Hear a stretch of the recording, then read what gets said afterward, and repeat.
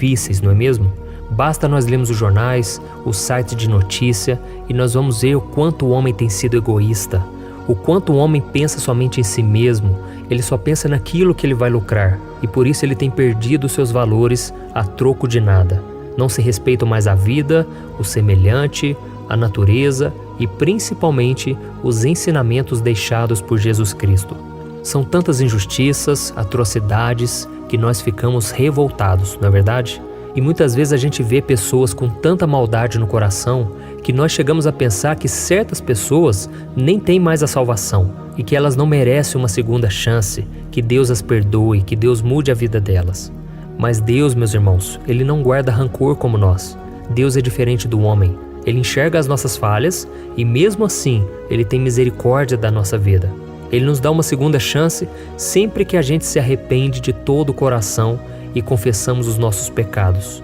Por isso eu venho te dizer uma coisa nessa noite. Não importa como você está hoje, não importa o quanto você se sujou com o pecado, não importa o quanto você se desviou dos caminhos de Deus, o Senhor quer te dar uma nova chance, Ele quer te renovar na presença dEle, Ele quer te mostrar que a salvação não depende dos seus méritos, a salvação é um dom gratuito de Deus, amém? É pela fé no Senhor Jesus, não é na sua força, não é por aquilo que você faz, mas é por aquilo que Jesus fez em teu lugar.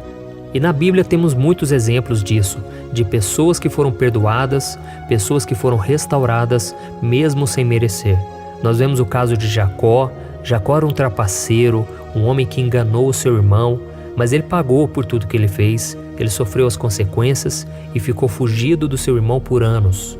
Vemos também o caso do apóstolo Paulo. Aquele homem era mau, ele entrava nas casas das pessoas e arrastava elas para fora e maltratava delas, castigava elas simplesmente por elas crerem em Jesus.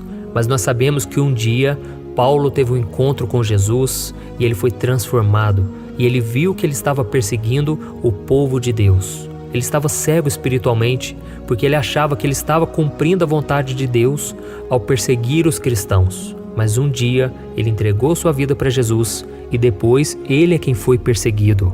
Vemos também o caso de Jonas. Jonas era um profeta de Deus, mas Deus um dia falou para ele que ele deveria pregar ao povo de Nínive, uma cidade cruel, onde homens não tinham um pingo de amor, aqueles homens pareciam animais e eles matavam as pessoas a troco de nada, eles faziam coisas tão terríveis que é difícil até de relatar. Mas então Deus levantou Jonas para pregar para aquele povo. Mas como eu disse, Deus não guarda rancor e Deus queria que aquele povo fosse salvo, liberto da sua ira e que aquele povo fosse livre da destruição que viria sobre aquela cidade. E o que aconteceu? Jonas não quis pregar e por isso ele fugiu da presença do Senhor e ele não atendeu o chamado de Deus. Até que ele entrou numa embarcação, aquele barco começou a se agitar porque veio uma forte tempestade e descobriram que Jonas era o culpado. E Jonas então foi lançado ao mar. Então Deus teve misericórdia dele e Deus enviou um peixe que o engoliu e 3 dias depois cuspiu Jonas de volta naquela terra. Então Jonas levou a mensagem profética que Deus queria e falou que todos seriam condenados e seriam mortos na destruição que Deus causaria, porque a maldade deles era imensa. E sabe o que aconteceu? Toda aquela cidade se arrependeu de coração, fizeram um jejum, clamaram pela misericórdia de Deus e Deus os perdoou. E é isso que Deus faz, irmãos. Não importa quem nós sejamos, não importa aquelas pessoas o quanto elas tenham feito de errado, elas sofrerão as consequências de suas escolhas, mas Deus promete perdoar todo aquele que se arrepende. E nós não podemos pensar assim: ah, mas então não vale a pena fazer o bem, então não vale a pena continuar aqui buscando ao Senhor. Meu irmão, deixa eu te dizer uma coisa: todos que praticam o mal colhem as consequências, eles vão colher aquilo que plantaram. Então a melhor coisa que a gente pode fazer é ficar na presença de Deus para que a gente não sofra as consequências. Depois você lê aí na sua casa o Salmo 73. É um salmo maravilhoso, eu já aprendi muito com esse salmo. E o salmista relata nesse salmo que ele chegou a ter inveja dos pecadores, das pessoas más. Sabe por quê? Porque ele olhava para os ímpios e parece que eles não sofriam. Parece que eles viviam numa vida boa, só curtindo, só festa.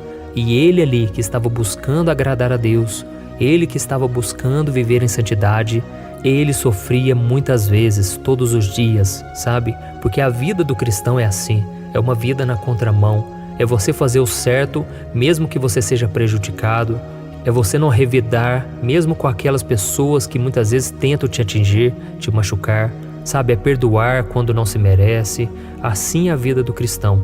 Mas vale a pena, irmãos, sabe por quê? Se você continuar lendo o Salmo 73, você vai ver que o salmista, ele foi buscar a Deus. E quando ele buscou ao Senhor, Deus abriu os seus olhos e ele percebeu que ele é que estava no caminho certo e que as outras pessoas, que eram os ímpios, que não queriam saber do Senhor, elas estavam caminhando para as trevas, para a perdição. Então continue firme, irmão, não desista, não desvie dos caminhos do Senhor, tá bom? E só para a gente continuar essa mensagem tão abençoada, eu quero depois fazer uma oração por você, mas antes eu quero contar sobre um homem que talvez você não conheça ainda, que ele chama Manassés. A Bíblia conta que esse homem era o rei de Israel, mas ele odiava a Deus e ele fez tudo o que podia para desviar o seu povo dos caminhos do Senhor. Esse homem era tão mau, irmãos, que ele defendeu a idolatria, feitiçaria e ele chegou a sacrificar um dos seus filhos para uma divindade pagã. E é por essas e outras coisas terríveis que Manassés foi considerado o pior rei de Israel que já existiu. Mas a Bíblia também conta que certo dia Israel foi invadida pelos seus inimigos e esse rei foi capturado. E durante a sua prisão ele sofreu de uma forma que ele nunca imaginou. Então ele refletiu sobre tudo aquilo que ele tinha feito contra Deus, contra o seu povo, e ele se arrependeu profundamente e voltou-se para o Senhor, que o perdoou. E eu quero ler para você o que está escrito em 2 Crônicas, capítulo 33. Olha o que diz. Em sua angústia, ele buscou o favor do Senhor, o seu Deus, e humilhou-se muito diante do Deus dos seus antepassados. Quando ele orou, o Senhor o ouviu e atendeu o seu pedido, de forma que o trouxe de volta a Jerusalém e a seu reino. E assim Manassés reconheceu que o Senhor é Deus. Olha isso, irmãos, que isso sirva de inspiração para nós, porque se Deus perdoou Manassés, que era considerado o pior rei de Israel, Deus também pode fazer o mesmo com você. Deus pode te dar uma segunda chance. Você que tem pecado, você que tem abandonado os ensinamentos de Jesus, basta você se arrepender dos seus pecados e dar a volta por cima. Creia que Jesus é o teu único Senhor e Salvador. E a promessa dele para mim e para você hoje está lá em 1 João capítulo 1, que diz que se nós confessarmos nossos pecados, ele é fiel e justo para nos perdoar os pecados e nos purificar de toda injustiça. Ou seja, o sangue puro de Jesus é poderoso e suficiente para limpar o seu coração e te dar uma nova vida a partir de hoje. Amém?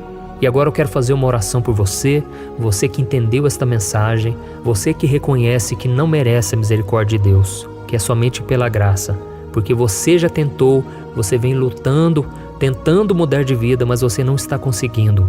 Deixa eu te explicar uma coisa, sem o Espírito Santo você não consegue. Você não consegue vencer a sua carne, vencer os seus medos, curar suas feridas. Sozinho você nada pode fazer. Você precisa que Deus entre na tua vida.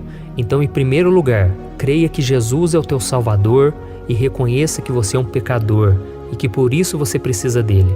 Em seguida, peça perdão pelos seus pecados e peça para ele entrar na sua vida e te dar a salvação. Amém? Então agora, se você puder, feche os seus olhos e eu quero orar por você. Glória a Deus.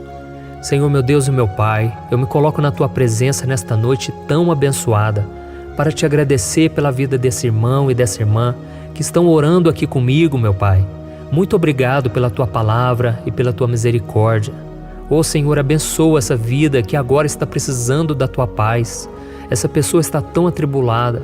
Essa pessoa sente que ela não merece e realmente ela não merece, Senhor, mas é pela graça. Um favor imerecido que nós não podemos pagar. Oh, meu Pai, assim como o Senhor perdoou Paulo, assim como o Senhor perdoou Jacó, Zaqueu, tantos homens que eram cruéis, homens maus, egoístas, Senhor, nós também temos nossos defeitos e por isso te pedimos perdão. Senhor, nós reconhecemos que somos pecadores porque temos desobedecido os seus mandamentos, feito coisas que desagradam ao Senhor e nós não merecemos, mas nós sabemos, meu Pai, que a Tua palavra diz que nós somos salvos pela graça e não pelas nossas obras, e por isso nós Te louvamos. Oh, meu Deus, muito obrigado por não virar as costas para nós e por nos oferecer uma segunda chance. Oh, Deus, nos ajude, Senhor, a vencer os nossos maiores medos. Nos ajude a vencer o pecado, Senhor. Quantas pessoas não têm conseguido vencer a pornografia, os pensamentos errados, a idolatria? Senhor, nos tira de tudo aquilo que nos afasta de Ti.